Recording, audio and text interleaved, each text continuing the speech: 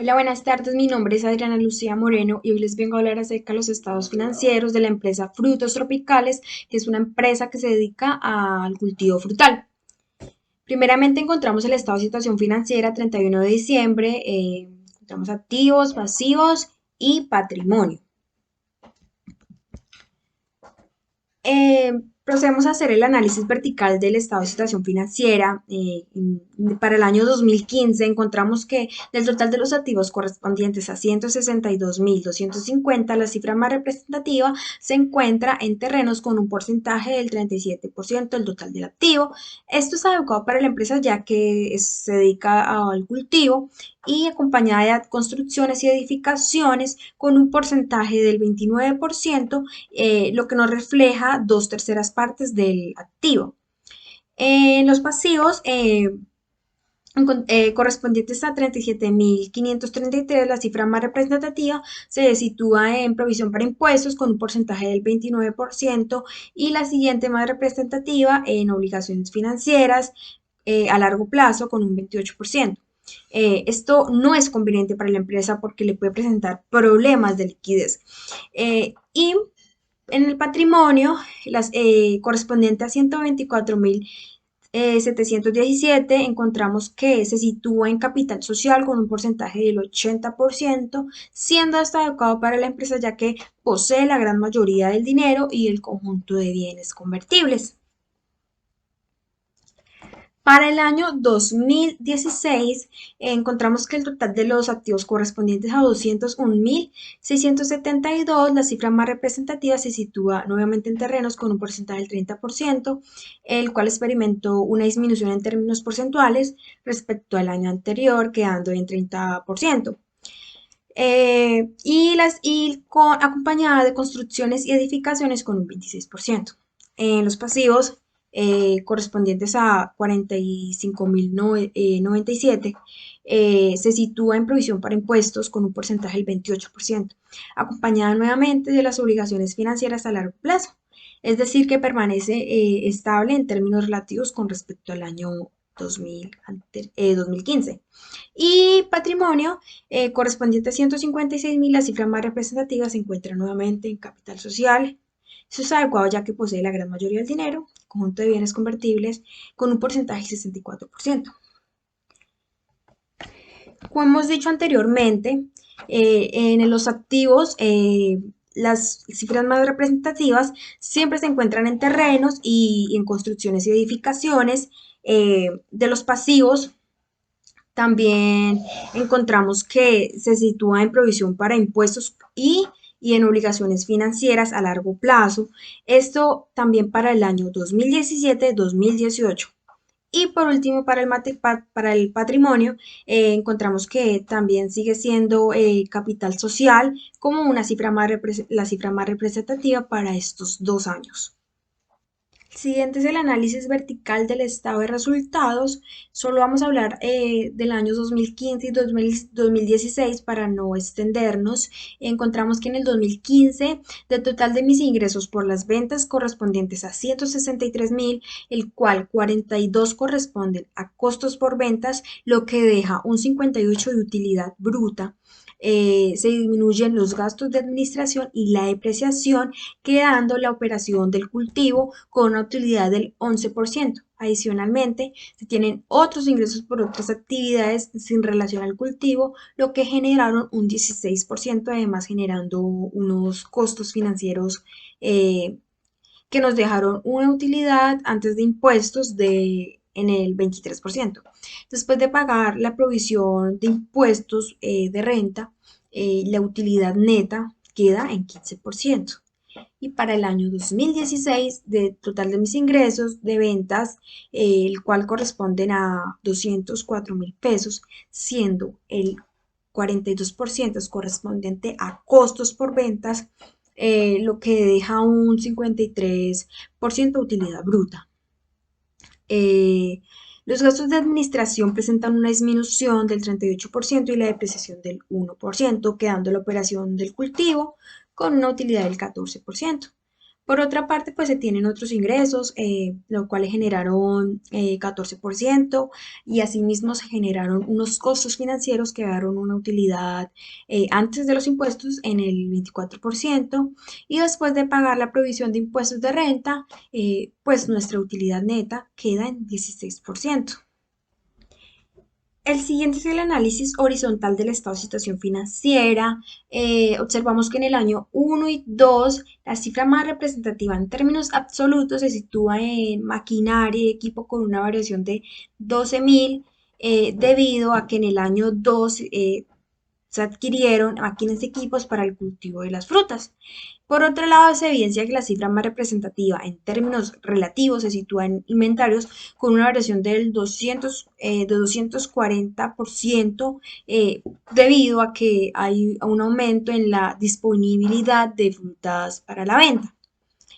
Respecto al año 2 y 3, se evidencia que la cifra más representativa en términos absolutos se encuentra en cajas y bancos, con una variación de menos 17.672 debido a que en el año 3 disminuyeron las cuentas, y se evidencia que la cifra más representativa en términos relativos se sitúa en plantaciones agrícolas con una variación del 120% debido a que se adquirieron plantas agrícolas con el fin de tener un cultivo más amplio. Y respecto al año 3 y 4, se evidencia una cifra representativa en términos absolutos en inventarios con una variación de 14.500 y la cifra más representativa en términos relativos se sitúa nuevamente en inventarios con una variación del 204%. Esto es porque hay aumento en la disponibilidad de frutas para la venta. Para los pasivos, podemos encontrar que en el año 1 y 2 se evidencia que los pasivos, la cifra más representativa en términos absolutos, se encuentra en obligaciones financieras a largo plazo con una variación de 2.300 debido a que en el año 2 adquirieron máquinas, equipos para el cultivo de frutas y la más representativa en términos relativos se sitúa en obligaciones financieras, ya que en el año 2 se contrató más personal para la empresa. Respecto al año 2 y 3 se evidencia que en los pasivos en términos absolutos se encuentra obligaciones financieras a largo plazo con una variación de 20.809 debido a que en el año 2 también se adquirieron máquinas y equipos, y por otro lado la más representativa en términos relativos está en obligaciones laborales. Y por último, para el año 3 y 4, se observa que la más representativa en términos absolutos se encuentra en obligaciones financieras nuevamente, con una variación de 28.391 y en términos relativos en obligaciones laborales nuevamente. El siguiente es el análisis horizontal del estado de resultados. Empezaremos por el año 1 y 2. Se puede observar que los ingresos tuvieron una buena variación debido a que en el año 2 aumentaron un 25% con respecto al año anterior, pero los costos también aumentaron un 40%. Esto quiere decir que lo que aumentó en costos de ventas disminuyó en gastos de administración, lo que generó una mayor utilidad a pesar de que los costos de ventas aumentaran, dejando la utilidad bruta pues más pequeña. La utilidad bruta disminuyó, pero la utilidad operacional aumentó. Esto quiere decir que está compensada. Para el año 2 y 3 se observa que en los ingresos hay una variación regular, ya que en el año 3 de 5% y los costos aumentaron 11%. Se observan variaciones negativas en la utilidad bruta y en la utilidad operacional, ya que pues estas disminuyeron y debido a que en el año 3 pues no se vendió lo suficiente con respecto a los años anteriores. Finalmente, se puede observar en el año 3 y 4 una variación del 10% en el año 3 con respecto al año anterior. Pues sus costos tuvieron una disminución, lo que pues generó como un aumento en la utilidad bruta de 17%, y por otro lado observamos los gastos de administración que también aumentaron. Vemos que la utilidad bruta y operacional en el año 4 aumentaron respecto al año anterior. El siguiente es el indicador de liquidez. La razón corriente se evidencia que en el año 2015 sí, esta empresa no contó con los recursos eh, de corto plazo suficientes para cubrir sus obligaciones inmediatas. En cambio, para el año 2016 experimentó un crecimiento. Esto quiere decir que contó con los recursos suficientes para pagar sus deudas y teniendo a favor 48 pesos a pagar. Para el 2017, nuevamente no contó con los recursos suficientes para pagar sus deudas y por último, para el año 2018 experimentó otro crecimiento en el valor, lo que refleja que la empresa sí contó con los recursos suficientes para pagar sus deudas y a favor tiene 19 pesos. El TETS ácido para el año 2015 dice que la empresa dispone de 86 pesos para pagar sus deudas. Esto quiere decir que la empresa no está en condiciones de pagar la totalidad de sus pasivos a corto plazo sin vender su mercancía. Vemos que para el año 2016 se experimenta un crecimiento, lo que refleja que sí tiene un peso para pagar sus deudas y adicional 22 pesos. Esto garantiza el pago de la deuda a corto plazo. Para el año 2017, la empresa dispuso de 75 pesos, pues esto quiere decir que no está en condiciones de pagar la totalidad de sus pasivos a corto plazo sin vender su mercancía. Y por último, en el año 2018, nuevamente la empresa no estuvo en condiciones de pagar la totalidad de sus pasivos.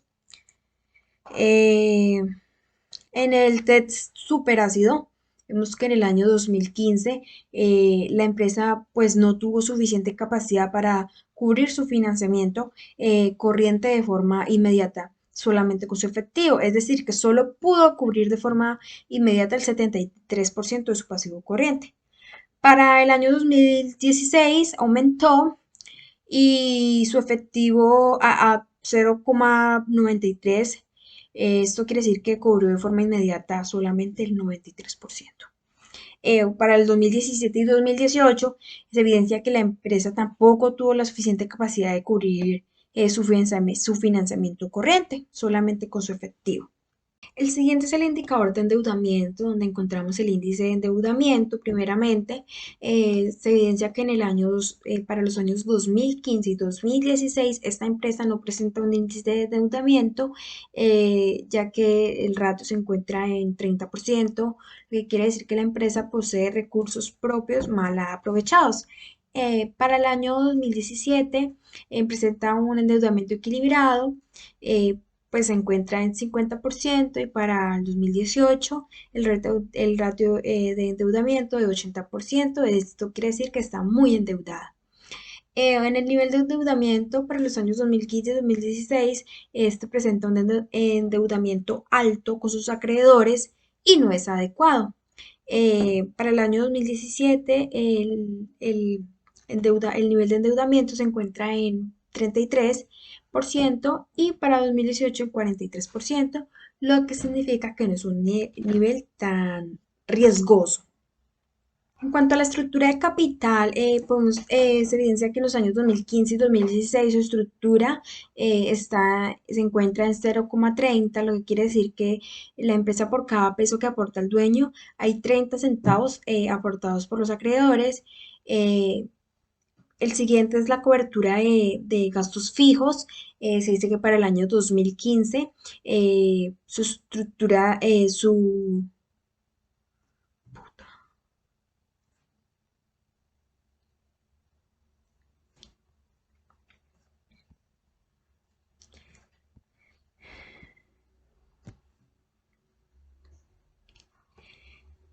Bueno, encontramos estructura de capital que para los años 2015 y 2016 su estructura se encuentra en 0,30. Esto quiere decir que la empresa por cada peso que aporta el dueño hay 30 centavos aportados por los acreedores. Eh, para la cobertura de gastos fijos, encontramos que en el año 2015 su utilidad bruta cubre un 1,26 veces los gastos fijos, para el 2016 1,38, para 2017 1,34 y para 2018 1,40, siendo adecuado porque generó un rendimiento positivo de utilidad y esto quiere decir que la empresa pudo cubrir con sus gastos financieros. Sí, el siguiente es el coeficiente de endeudamiento corto plazo. Para los años 2015 y 2016 se presentó un riesgo, ya que se encuentra en 0,72 y esto indica que la empresa tiene alta dependencia en la financiación externa y no pudo hacer frente al pago de sus vencimientos de su deuda en los próximos meses. Para los años 2017 y 2018, la empresa ya presenta un ratio de 0,56 y 0,43, lo que quiere decir que sí pudo hacer frente al pago de los vencimientos de sus deudas. Para el coeficiente de endeudamiento a largo plazo, la empresa tiene un ratio de endeudamiento de en los años 2015 y 2016 de 0,28, lo que la empresa tiene poca deuda y por tanto su insolvencia no será un problema. En cambio, para los años 2017 y 2018, ya la empresa se encuentra entre 0,4 y 0,6, siendo este un valor óptimo, lo que quiere decir que la empresa está pues normal y por tanto puede hacer frente al pago de los vencimientos de su deuda en el futuro en su conjunto. Y por último, en el fondo de maniobra se presenta un riesgo en el año 2015 y 2017 debido a que se encuentra en 0,95 y 0,88. Esto indica que el activo corriente estará financiado por préstamos a largo plazo, por lo que la empresa no pudo cumplir con sus obligaciones de pago. Y para los años 2016 y 2018, la empresa presentó un fondo de maniobra positivo entre 1,48 y 1,19, lo que significa que sí hizo frente a sus compromisos de pagos inmediatos.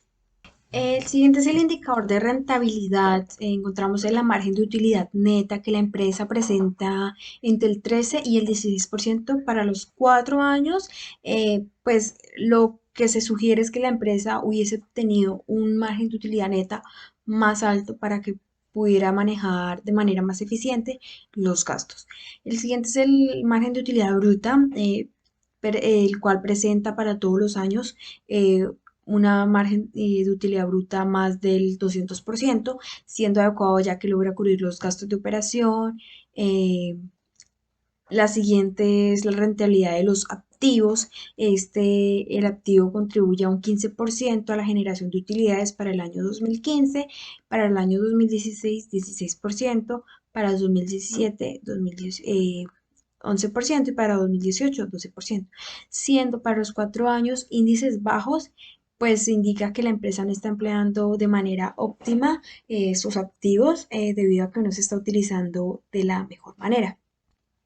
En cuanto al margen de utilidad operacional, nos indica que para los 4 años obtuvo un margen de entre el 11% y el 14%.